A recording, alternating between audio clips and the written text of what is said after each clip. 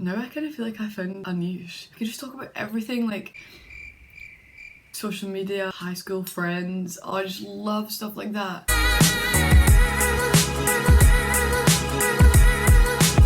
I love discussing things, I love giving my opinion on things, I love analysing things.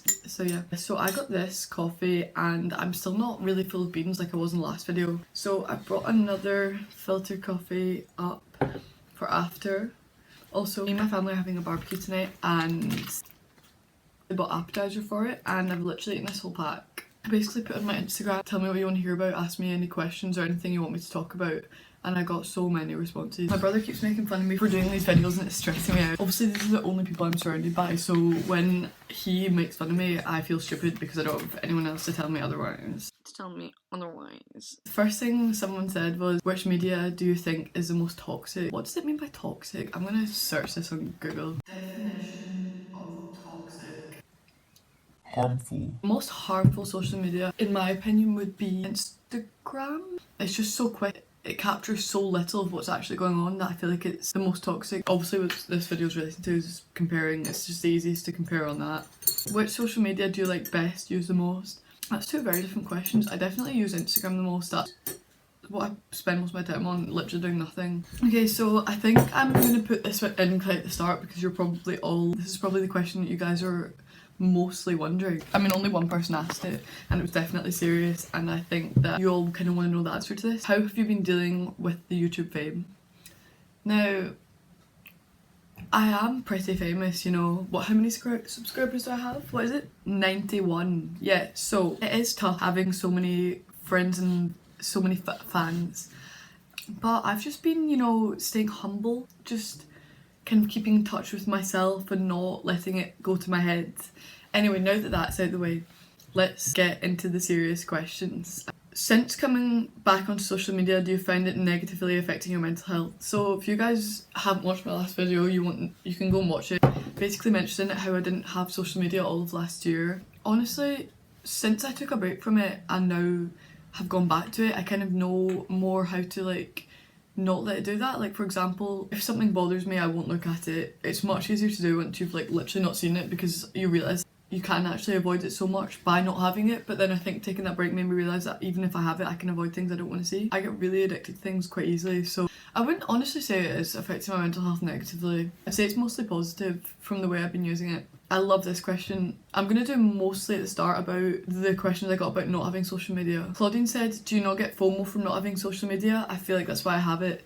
This is a really good question because like I feel like I have more FOMO with social media than without. Like when I don't have social media I don't see what anyone's doing, so I don't care. If someone was at a party I'd only hear about it. If someone was going out I'd only hear about it, so it made it easier for me to actually choose when I want to go to things, because I feel like especially if you're in uni and you've moved out, people tend to be doing stuff all the time and social life's really busy, definitely really social. I feel like it was actually easier for me to stop getting FOMO. But someone kind of added a bit to this. Did you ever feel, so this is kind of a similar question, did you ever feel like you're missing out without social media, like group chats, gossips and hypes?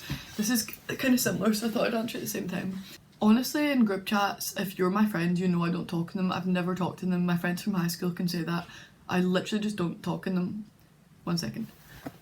Guys, I've literally been looking for these all day. They went missing. So where was it? What's hypes? Like, I don't know what that is. Group chats?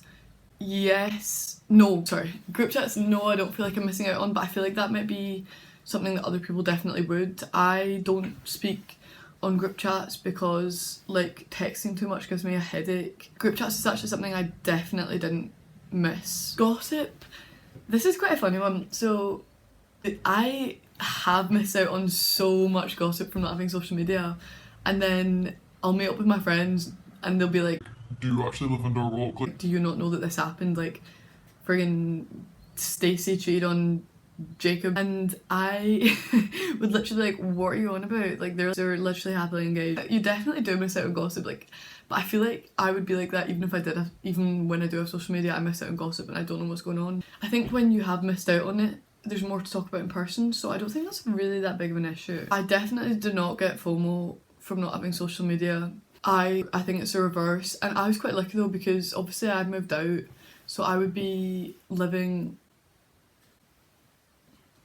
I was living with 4 girls the whole of last year, and I have a boyfriend, and I'm at uni, so it's quite, you have a lot of stuff to go to anyway, and if people really wanted me there, they'd find a way to get in touch with me to invite me to things. So it kind of does open your eyes to who your real friends are as well. That's the thing. It's so quick to just add like loads of people to things and get in touch with people really rapidly, like just reply to things. It's so easy to do that. So I feel like for the FOMO question, nah, I honestly didn't. This is my favourite question that I've been asked about me not having social media. What do you not like about not having social media? Like, do you miss anything? And is it annoying people asking you why you don't have it? Honestly, this question annoyed me so much when I didn't have it, and literally so many people ask you, especially in a uni environment where you're meeting friends all the time. Like, it's not like at school or anything where people just know stuff about you. Like at uni, you could meet 10 people a week that ask for your Instagram. You just meet loads of people. If you've known me through high school and stuff, you know that I always delete it. Like, I always go through times when I don't have a phone, I don't have social media.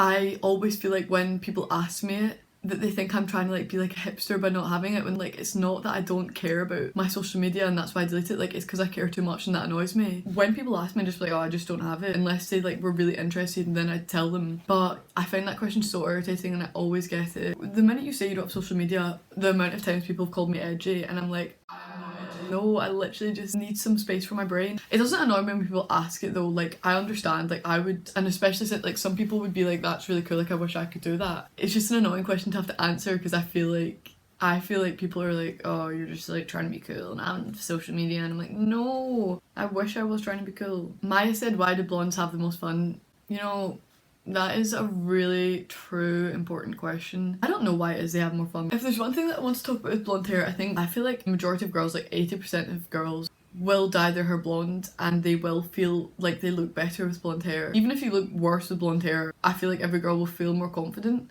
I don't know, it just like lightens up your face, it makes you look more tan, so I feel like everyone's just happier and having more fun when they're blonde. Being blonde is great.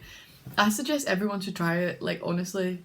But then once you've tried and you don't suit it, go back to your natural colour. But I think you would have a good time being blonde. How to stop comparing yourself to other girls on social media. Oh, I wrote down a quote for this. This is my quote. Compare scrolling down your feed with walking down the street. Right, so see if you're feeling really great and everything, you feel like you look great and fantastic, and you scroll down your feed and you're like, oh shit, like I'm fugly. If you compare how you'd feel if you look really nice and then you go out onto the street and walk and realise that like most people aren't, I say most people aren't that pretty, that's literally not what I mean. You feel still confident in yourself because like that's real life, like real life you feel more confident. Like, does that make sense? If you're walking down the street and you feel like you look nice, you'll feel just as good. Okay, maybe I'm just trying to be a poet, you know?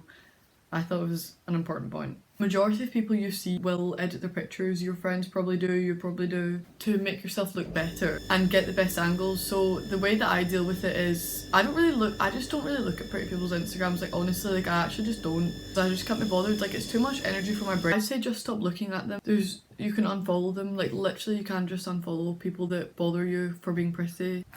You'd be surprised about the girls that are asking this question because they're literally so pretty, so literally every girl feels like that. Just don't look at it. Remember that is like their most perfect thing, and that's why they've uploaded it, the most perfect picture. Like, that's been said a lot, but people really need to realise that. Acceptance, like liking you for you and not having to have a perfect skinny body to be pretty.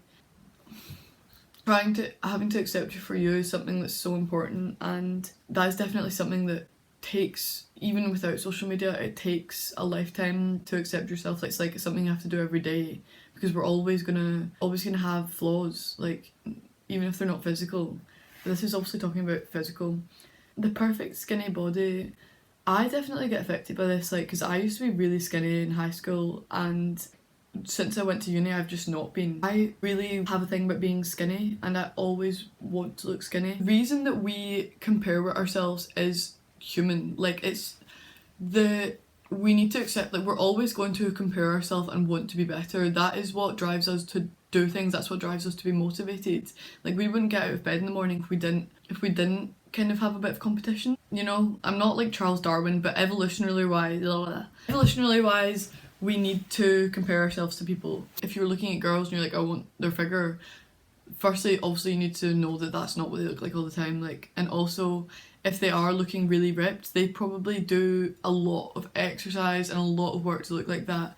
And that's going to be the majority of people you follow, because you're going to follow celebrities and stuff who all have personal trainers, etc, etc. I don't know how to word this. So I've grown up not bothering that much about my looks, because from when I was age 10 to age 17 I had severe acne. Didn't go away until I was 17 and I went on Roaccutane, which I'm going to make a video about. So the whole way through high school, instead of me thinking about looks, I was more just like, get this acne off my face. Like, all I wanted was to have clear skin. I feel like a lot of people with skin will be like that. So I don't know if you guys can agree, but a lot of people with skin will agree with that. Well, after I didn't have acne, I was kind of happy with the way I looked, just because I had clear skin, and that was always the thing that I wanted, like, through the whole time of growing up.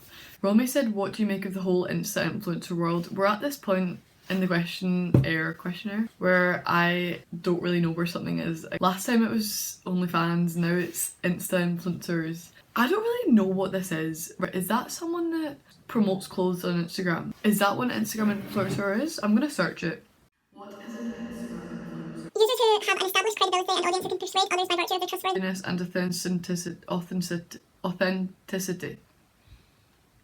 I go to uni, by the way. It is what I thought it was. I don't see any problem with brands sponsoring people that have a lot of followers. Like, that makes sense. That's how you promote things, and through social media is like, that's how you do it. I mean, that's what most Love Island contestants become, isn't it? I honestly couldn't care less about influencers. Like, I don't think I follow one. Back in the day, we had dreams. I want to be an astronaut.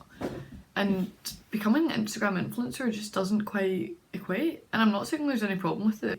If you're getting paid to do that, yeah. What is my opinion on it? I feel like I'm being such a cow. Honestly, I don't even know any influencers apart from people from Love Island. So I'm definitely not trying to say that it's not something cool. Like, if I was getting paid to promote a tooth whitening brand and I was getting sent free clothes, like, I would literally thrive. I don't know my opinion on that. See, I find stuff like this really tough, because once again, I don't really know what an influencer is. Like, is Instagram influencer a big thing? Do I live under a rock? So yeah, that was my great opinion on that. Why are we all so obsessed with social media? There's actually a reason. The reason that it is really addictive is because it's the easiest way to get out of, like, using any brain power, and our brain's always gonna go to, like, the least difficult thing. Like, if we're bored, our brain hates being bored.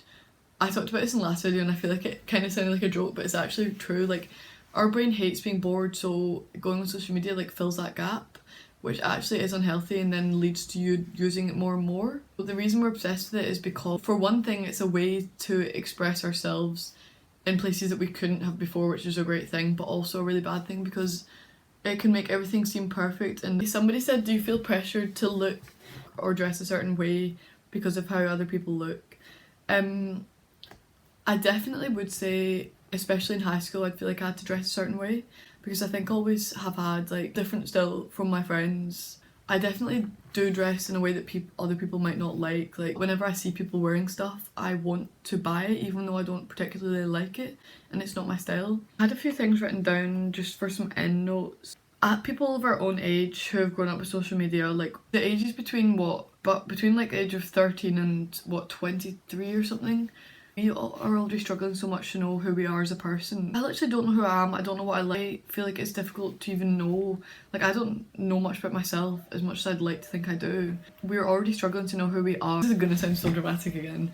Social media, like, makes it that a difficult thing to do, and I feel like this is something I get most affected by. Comparing myself is not really about looks, so that's why I find it harder to answer those questions. Social media, I think, makes it difficult to know who we want to be, and it makes it even harder, and we've already got that pressure as people growing up to try and work out what we like and everything. For example, Instagram influencers may think that you like these things just because it looks so glamorous with them having it, but actually, is that even what you want? Is that even who you want to be? Like, I think to find out who you are, it's actually better to distance yourself from social media. I feel like I definitely found out much more of who I was from not having it. Became a much better version of myself and more confident and got better friends. I feel like that happened with me not having it. I think that is, like, a really big problem with it, is we already struggle at this age to know who we are, so I think it's difficult with seeing, like, so many different people with so many different things and being like everything looking so glamorous and every type of lifestyle looking glamorous in their own ways. I think it is tough